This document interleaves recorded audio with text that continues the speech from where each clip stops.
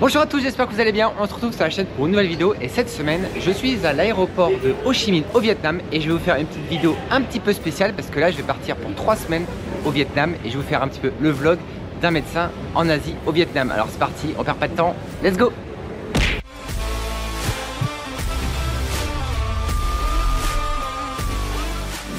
Voilà, donc je me retrouve déjà dans un très bel hôtel. Là, je suis descendu directement à Phu Quoc, donc c'est au sud de Ho Chi Minh.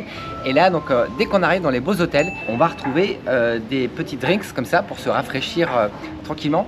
Alors ça, je vous dis tout de suite, il faut faire attention notamment aux glaçons. Pourquoi? Parce que l'eau au Vietnam n'est pas potable. Et donc, les glaçons sont souvent faits avec de l'eau.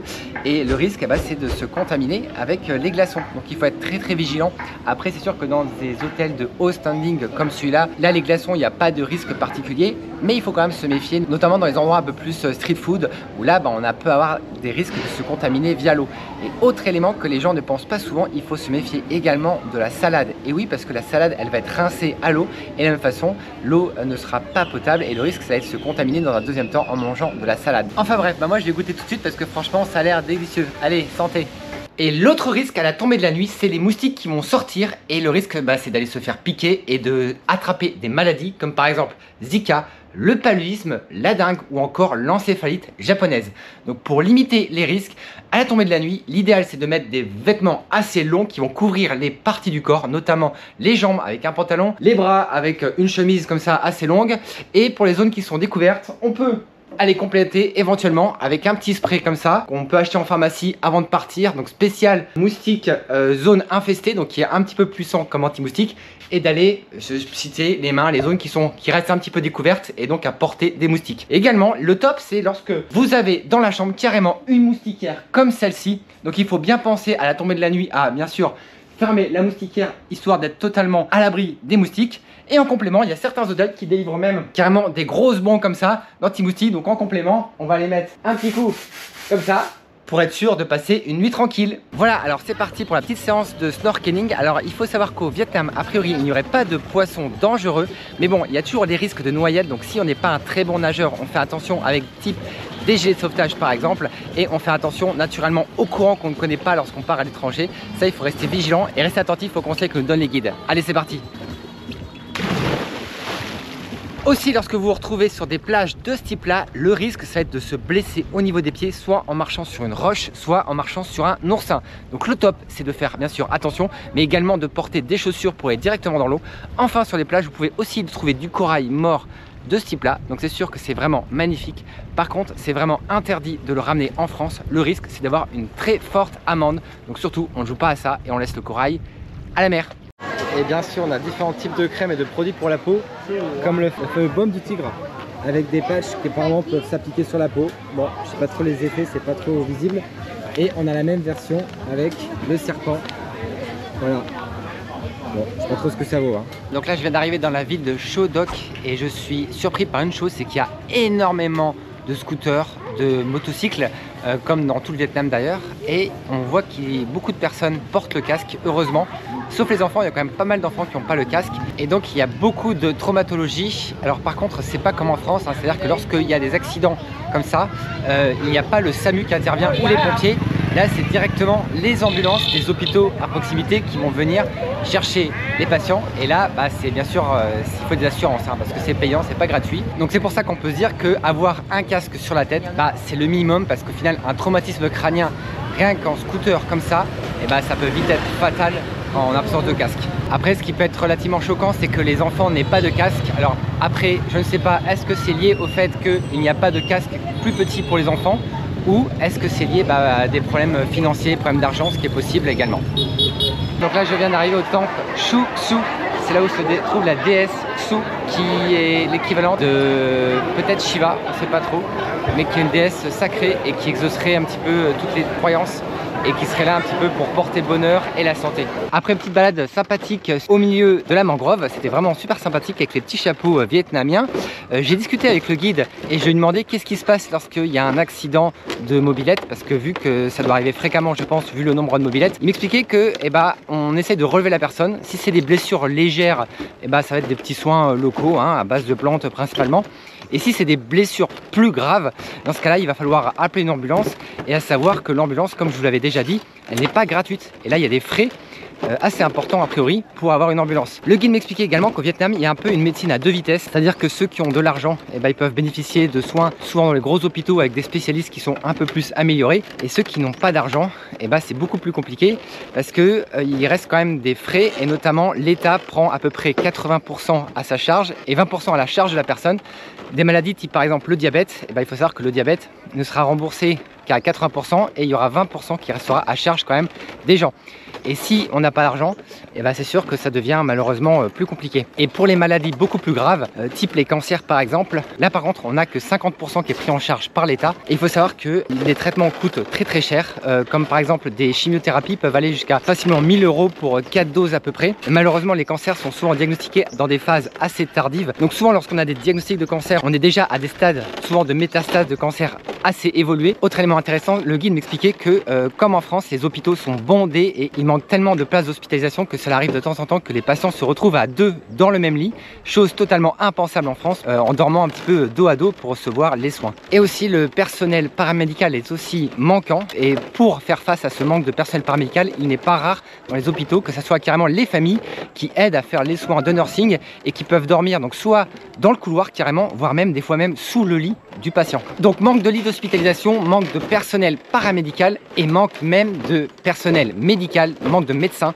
L'OMS recommande d'avoir au moins 26 médecins pour 10 000 personnes, alors que là au Vietnam on est seulement à 13 médecins pour 10 000 habitants, ce qui est donc 2 fois moins que les recommandations de l'OMS. Et enfin, il n'existe pas de SMUR comme on a en France, c'est-à-dire que le médecin ne se déplace pas en dehors de l'hôpital, les médecins restent dans les hôpitaux et ce sont les ambulanciers qui vont donc transporter les patients directement jusqu'au niveau des hôpitaux. Enfin, la culture du défibrillateur n'est pas présente. J'ai trouvé très peu actuellement de défibrillateurs au Vietnam. On en retrouve toutefois dans certains lieux publics, mais ça reste que tout de même largement moins fréquent qu'en France. Et donc malheureusement, c'est sûr que dans ces conditions, les chances de survie en cas d'arrêt cardio-respiratoire sont vraiment diminuées. Et autre élément important au Vietnam, c'est qu'il faut se méfier du soleil, car souvent le temps est voilé avec donc très peu de soleil et beaucoup de nuages. Pourtant, le soleil est bel et bien présent, donc il faut rester vigilant, de porter systématiquement la casquette pour éviter l'insolation, de s'hydrater également régulièrement et aussi de porter de la crème solaire, d'en mettre régulièrement pour protéger sa peau et d'éviter les coups de soleil et l'insolation. Et vraiment le top lorsqu'il fait chaud, c'est de se rafraîchir dans la piscine. Et d'ailleurs je vous ai pas dit, mais là je suis arrivé à Can Tho, c'est la plus grosse ville du delta du Mekong, une véritable capitale économique. Et là ce matin on était se promener sur un marché flottant qui devient de plus en plus rare. Sur ce type de marché, on peut acheter de véritables victuailles comme des ananas, des patates douces et des produits locaux. On a ensuite poursuivi notre trajet avec la visite d'un marché typique local vietnamien et c'était vraiment très intéressant à voir. Bref, là on est vraiment au cœur du Vietnam. Bon, là il y a pas mal de chiens autour de moi, alors même si on apprécie les animaux, on évitera absolument de caresser les chiens parce que la rage est encore présente au Vietnam et le risque, c'est d'aller se faire mordre, et là on peut vite avoir des problèmes. Donc on évite absolument de caresser les chiens. Actuellement je me trouve à Ben Tre, c'est la plus grosse production au Vietnam de noix de coco. Et fait très intéressant, il faut savoir que l'eau de noix de coco était utilisée pendant la guerre lorsqu'il y avait des pénuries en solutions salées pour l'hydratation, notamment pour des maladies comme le choléra, la dysenterie ou les diarrhées où il y a besoin de réhydratation. Il n'y avait plus assez de soluté isotonique, donc d'hydratation, et l'eau de coco étant stérile était utilisée dans des poches et perfusée directement pour avoir cet effet d'hydratation. Donc c'est un effet qui est vraiment très intéressant parce que l'eau de coco est isotonique et stérile. Et sinon l'eau de coco, on peut aussi la boire directement par la bouche, à la paille, dans la noix de coco, avec une petite paille en bambou. C'est frais et ça permet de se réhydrater. Allez, santé! Et en plus c'est vraiment super bon. Donc là je viens d'arriver à Ho Chi Minh, anciennement Saigon. Donc c'est la plus grosse ville économique du sud du Vietnam. Alors c'est pas la capitale c'est Hanoï, où je finirai mon séjour par Hanoï. Donc là Ho Chi Minh c'est vraiment une très grosse ville avec beaucoup de circulation. Il y a 9 millions de personnes, donc c'est vraiment par contre la ville la plus habitée au Vietnam. Regardez derrière moi le nombre de scooters qui passent, ça n'arrête pas. Et comme je vous disais, les enfants portent beaucoup plus le casque, les adultes et les enfants. Bon, et par contre depuis que je suis arrivé, il y a très peu d'accidents. Par contre la vraie difficulté au final, c'est de traverser les rues comme ça, parce que lorsqu'on voit vraiment tous ces scooters qui passent, ça peut être assez dangereux de traverser. Et un truc vraiment incroyable avec Ho Chi Minh, c'est qu'on peut se retrouver dans des grandes artères comme celle-ci où ça n'arrête pas de circuler avec vraiment beaucoup de circulation, très bruyante, très animée. et de rentrer de façon perpendiculaire dans une petite ruelle où là tout de suite on a moins de bruit, c'est tout de suite beaucoup plus calme avec une autre ambiance. On a carrément même l'impression d'être dans une autre ville. Ça c'est vraiment quelque chose de totalement fou, c'est vraiment incroyable. L'ambiance est totalement différente et on peut même tomber sur des gens qui vont jouer au badminton directement avec les pieds. Là c'est pas du tout la même ambiance.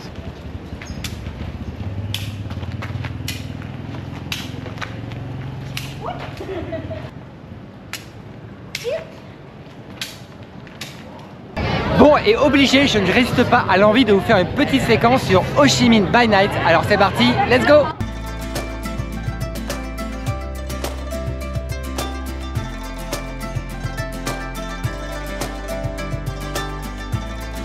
Bon là, après avoir pris un vol intérieur, je me retrouve à Hoi An.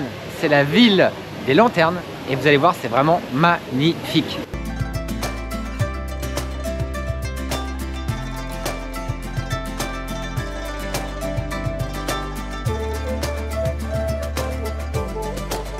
Et je suis également fan de la nourriture vietnamienne qui est vraiment basée à base de riz. On retrouve le riz sous toutes ses formes, que ce soit le riz en grains directement posé sur la table dans des bols ou que ce soit du riz steam rice, du riz collé qu'on peut manger avec des baguettes comme ça, ou que ce soit le riz sous forme de galettes également où on peut mettre dedans du poisson ou de la viande ou de végétaux, et également le riz sous forme des pâtes, donc les noodles qu'on peut retrouver dans des soupes. Bref, c'est une alimentation qui est très saine, associée souvent à des végétaux, que ce soit des carottes, que ce soit des haricots ou que ce soit du soja. Et on retrouve également beaucoup de fruits, souvent noix coco, mangue, fruits de la passion. Bref, c'est délicieux et naturellement cela n'enlève pas le risque de s'intoxiquer, donc prenez bien le temps de vous nettoyer les mains avant de vous alimenter. Bon, et pas le choix, je suis obligé de me faire un petit tour en barque avec les lanternes. Je pense que ça va être vraiment sympa.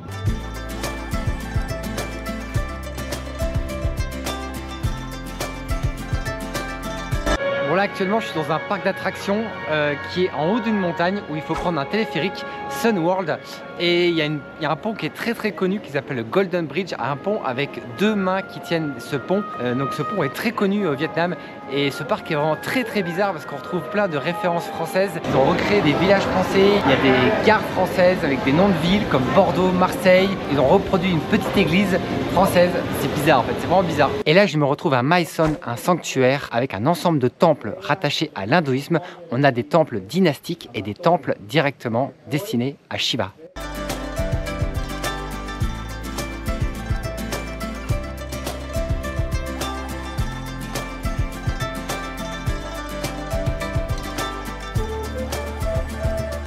Bon, actuellement je me trouve au marché de Santra Da Nang et juste à côté de moi il y a le pont du dragon qui est un pont assez connu. La petite particularité c'est que tous les vendredis, les samedis et les dimanches soirs il crache de feu et c'est assez impressionnant, donc vraiment j'ai hâte de voir ça.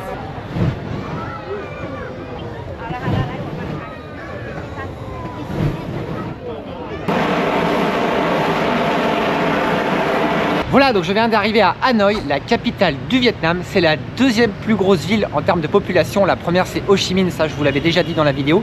Et j'ai la chance de connaître un des médecins qui travaille à l'hôpital français de Hanoi. Donc c'était l'occasion rêvée. Bref, c'est parti, allez vous suivez, je vais vous faire découvrir tout ça. On y va. Voilà, donc je me retrouve avec François, qui d'ailleurs je vais te laisser te présenter tout de suite. Donc bonjour, je m'appelle François Pleuvreau, je suis le chef de service ici du service des urgences de l'hôpital français de Hanoi. Ça fait maintenant 6 ans et demi que je travaille ici. Je suis un pur produit urgence française, médecine d'urgence, cata, DUDREA, avec une expérience à l'hôpital public en France, en réanimation, et puis aussi pendant 4 ans dans une clinique privée. Après ces 4 ans-là, j'ai travaillé 4 ans à Pékin, 2 ans en Guadeloupe aux urgences de Basse-Terre, et ça fait maintenant donc plus que 6 ans que je suis ici à Hanoi. Ouais, donc tu as vraiment beaucoup voyagé.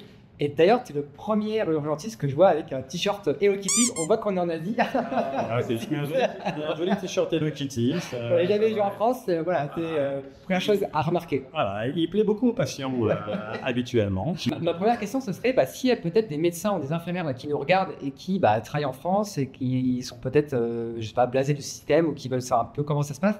Comment est-ce qu'on a l'idée de venir travailler à l'autre bout du monde, hein? Tout a démarré avec effectivement un ras-le-bol de faire toujours la même chose, des difficultés administratives, des difficultés avec la sécurité sociale. Donc j'ai eu l'occasion de rencontrer des gens qui travaillaient pour une compagnie privée à l'étranger et ils m'ont rencardé avec la compagnie et je suis parti avec eux à Pékin. C'est un premier pas qui est difficile à faire, mais une fois qu'on y a pris goût, c'est extrêmement intéressant. On découvre une autre façon de travailler.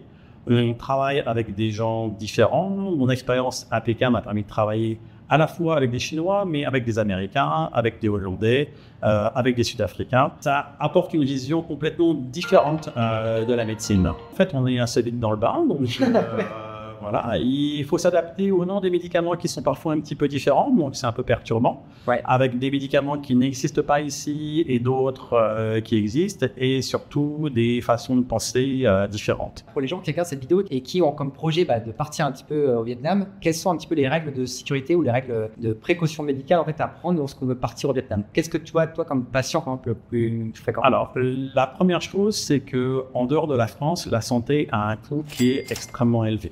Donc, en fait, pour voyager, quand on voyage, c'est extrêmement important d'avoir une assurance. Ici, les coûts sont 4, 5, 6, voire 10 fois supérieurs à ceux de la France. Ah, qu'on ne se rend pas compte, en fait.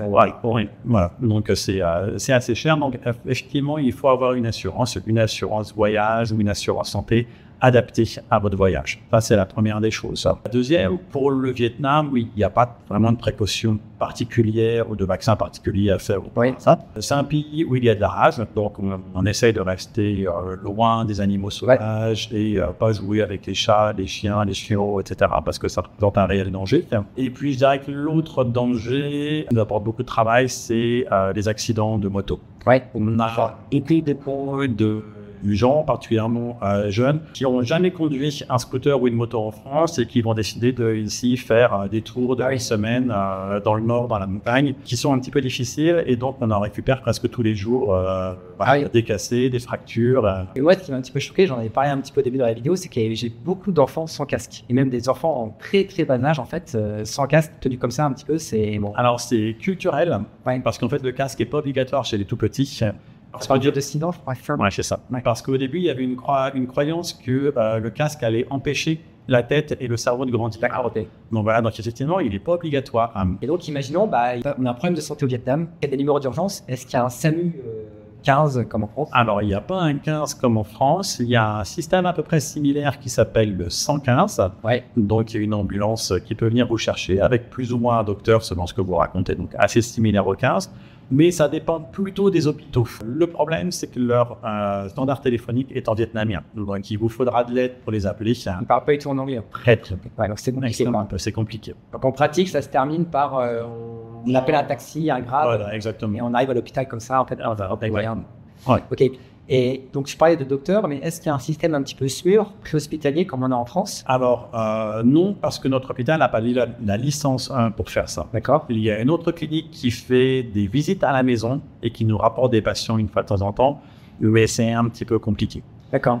Après, il y a aussi une chose à savoir, c'est que Hanoï, c'est plein de petits quartiers avec des ruelles qui sont vraiment minuscules et où il n'y a pas d'accès en voiture. Donc, il y a un réel problème pour organiser du pré-hospitalier. Ouais. C'est que pour aller dans certaines maisons, on ne peut y aller que en 2 roues. Ouais. Donc, comment extraire un patient en 2 roues, ce genre de cas? C'est sûr, oui. C'est pas simple. C'est très compliqué, ouais. C'est pas simple. Et autre question, pour être sur du cas assez concret, je pense sur les arrêts cardiaques, par exemple. On sait que la doctrine en France, on envoie les pompiers, le SMUR, on va adapter la réanimation de domicile. Comment ça se passe? On fait le 115 et on fait le 115 et puis c'est mal barré, on va dire. Ouais. Voilà. C'est pas simple. Pas simple. Et du coup, les ambulanciers, est-ce que les ambulanciers débutent un massage cardiaque et ramènent en massant à l'hôpital directement? Un peu comme dans les films. Voilà, oui. C'est ça, tu arrives comme massant. Cette prise en charge hospitalière, en fait, elle n'est pas régulée. C'est-à-dire qu'ils peuvent arriver en massant à l'entrée de l'hôpital. Oui, ils arrivent comme ça, en fait. À l'américaine sur un brancard. Donc, c'est ça. On n'est pas prévenu de ce qui va arriver. Ouais, c'est ça. Donc, c'est pas sympa. Ouais, ils chargent et ils vont à l'hôpital le plus proche. Et est-ce que c'est un peu comme les États-Unis? Est-ce qu'il y a une formation spécifique des ambulanciers, un peu type paramédics, ou est-ce qu'il y a des compétences en plus, ou est-ce que les gens qui sont dans les ambulances 115, oui, je pense qu'ils sont formés parce qu'ils donnent des médicaments. Ouais. Après, les médicaments qu'ils donnent, des fois, je suis pas toujours d'accord avec les prises en charge. Ah, ok, d'accord. Voilà. Dès qu'il y a une palpitation, les gens reçoivent de la cordamone en intraveineux. On doit avoir un ECG, donc c'est un petit peu Je crois pas beaucoup sur la responsabilité du coup de prescription. Les ambulanciers maintenant en France peuvent délivrer des médicaments, mais sur prescription médicale, c'est très réglementé. Et alors que là, c'est comme ça, il n'y a pas de. Voilà, le système est très très différent ici. Voilà, y compris le contrôle du médicament. On peut acheter quasiment n'importe quel médicament sans ordonnance dans les pharmacies, y compris les antibiotiques. Et c'est vrai que c'est le rôle un petit peu du SAMU, c'est d'orienter les patients un petit peu en fonction des plateaux techniques et des saturations des hôpitaux, alors que là, comme tu dis, les ambulances, est-ce qu'une ambulance peut se refuser en disant non, il n'y a pas de place, aller à l'autre hôpital et puis faire plusieurs hôpitaux comme ça? Oui, ça peut. Ouais, ça peut arriver, oui. Et il y a un autre problème, c'est que les hôpitaux publics n'ont pas tous depuis très longtemps l'autorisation de prendre en charge les étrangers. Donc il y a encore certains hôpitaux qui vont assez facilement refuser les étrangers parce que ça va être compliqué pour communiquer, ça va être compliqué pour parler aux assurances. Donc ont tendance à renvoyer ce genre de patients vers les hôpitaux internationaux. Et pareil, autre question, c'est que depuis que je suis arrivé au Vietnam, j'ai pas vu beaucoup de défibrillateurs dans les rues. Est-ce qu'on en trouve dans certains lieux ou est-ce qu'on n'en trouve pas du tout et c'est vraiment qu'à l'hôpital qu'on aura un défibrillateur? Dans les rues, on n'en trouve pas. On en trouve dans quelques bâtiments, des supermarchés, les écoles, les hôpitaux, mais non, c'est pas si courant que ça. Ok. Et puis en France, on sait que les services d'urgence sont saturés, que les gens attendent des heures. Nous, on monte facilement à 10 à 12 heures d'attente, facilement aux urgences. Est-ce que dans les hôpitaux publics à Hanoï, c'est la même chose? Ou est-ce qu'on est sur des taux de saturation aussi?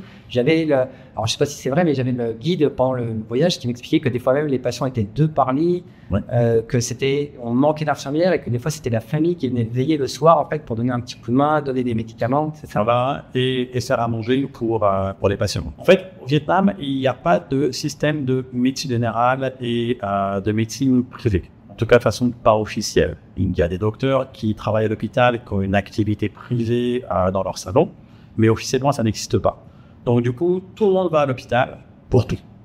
Donc, les gens vont à l'hôpital très très tôt pour pouvoir avoir la chance d'essayer d'avoir une consultation. Ça rend les choses un petit peu compliquées. Les hôpitaux sont débordés. Les médecins ont très très peu de temps à accorder aux patients vu leur activité. Et pour ici, il faut au minimum parler anglais. C'est un vietnamien, tu me disais pas obligatoirement, mais pour travailler ici, oui, il faut travailler anglais. Il faut parler anglais, non. Eh ben écoute, merci beaucoup François, c'était vraiment super sympa de prendre un petit peu de temps de m'accueillir parce que tu es en pleine garde. Et s'il y a des jeunes docteurs ou des médecins qui nous regardent là, qui seraient intéressés pour prendre contact avec toi, on te trouve facilement sur LinkedIn. Sur LinkedIn, c'est facile. Et puis voilà, puis tu répondras, je pense que c'est avec grand plaisir. Ok. Voilà, bon bah je te Merci bien, ça. Merci, au revoir. Bon et là c'est totalement improbable, je sors du resto et sur quoi je tombe? Un clip YouTube en train d'être réalisé, c'est la chaîne Be Wild officielle, a priori c'est des clips de danse vietnamienne, donc voilà, franchement c'est carrément cool quoi.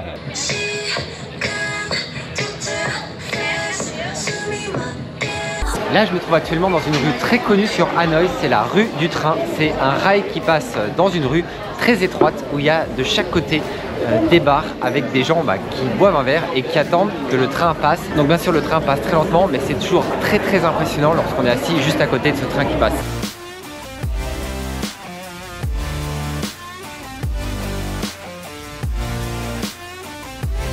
Bon, et là je me trouve actuellement à Phu Long, c'est à 3 heures de Hanoï, c'est dans les montagnes, entouré de rizières, bref c'est totalement magnifique, un vrai havre de paix. Bon c'est sûr que le temps est pas super, mais bon c'est assez fréquent dans les montagnes d'avoir ce temps là, donc au moins il n'y a pas la pluie. Et tant mieux. Voilà, et bah écoutez, pour terminer la vidéo, je suis sur la baie d'Along et là je suis en train de terminer par une petite promenade en kayak. Donc ça fait vraiment plaisir, c'est vraiment totalement indispensable lorsqu'on passe au Vietnam. Allez, comme d'habitude, n'hésitez pas à poser toutes vos questions en commentaire. Pensez vraiment à mettre le pouce pour nous soutenir. Et moi je vous dis à la prochaine, prenez soin de vous. Salut!